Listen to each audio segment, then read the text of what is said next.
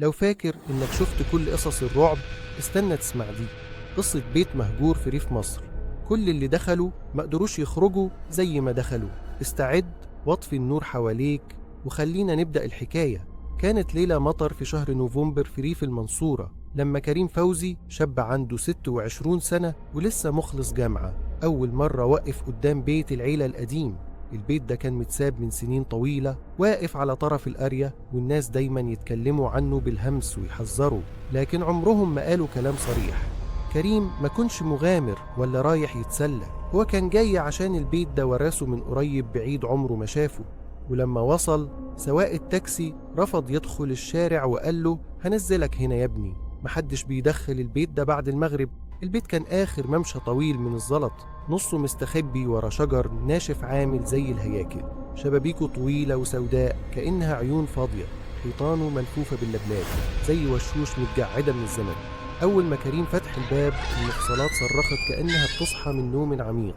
جوه الهوا كان خانق، مليان ريحة عفن ورطوبة، ورق الحيطان متقشر ومبين تحتيه بقع سودة مرعبة. في نص البيت كان فيه سلم ضخم، درابزينه متشقق وناعم من كتر الأيادي اللي مسكته زمان. أول ليلة كريم قرر ينام في الصالة، فرد كيس النوم قدام المدفأة ولع شمعات وحاول يقنع نفسه إن الأصوات حوالينه عادي. لكن بعد نص الليل خطوات تقيلة بطيئة متعمدة فوقه بالضبط. الأرضية إنك تاني، المرة دي أقرب، زي حد بيجر رجليه نازل على السلم.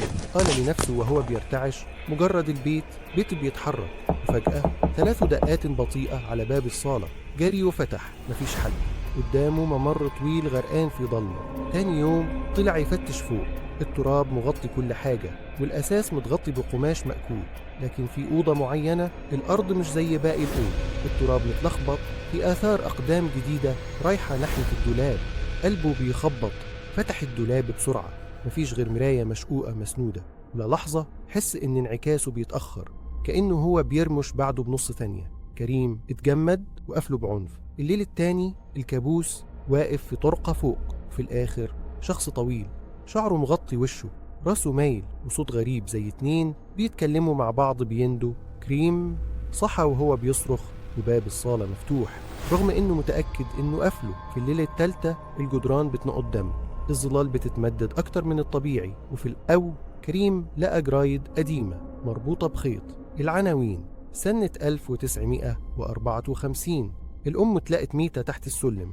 بعدها بأسابيع الابن اختفى، والأب آخر مرة اتشاف وهو ماشي للغابة بالليل ومرجعش. آخر جورنال كان مكتوب عليه بخط باهت البيت فاكر، البيت بيحبسهم هنا. الليلة دي كريم قرر يسيب البيت مع أول نور. لكن الساعة 3:10 الفجر الهدوء اتكسر، صوت أقدام حافية نازلة على السلم. الخطوات قربت لحد باب الأوضة، المقبض لفي ببطء.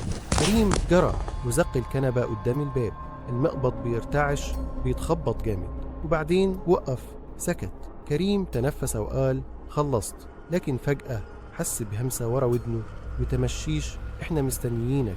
الشموع كلها اتقلب نورها أزرق والدنيا غرقت في برد. تفتكر كريم خرج فعلا من البيت ولا بقى واحد من اللي البيت فاكرهم؟ اكتبوا رأيكم في الكومنتات واستنونا في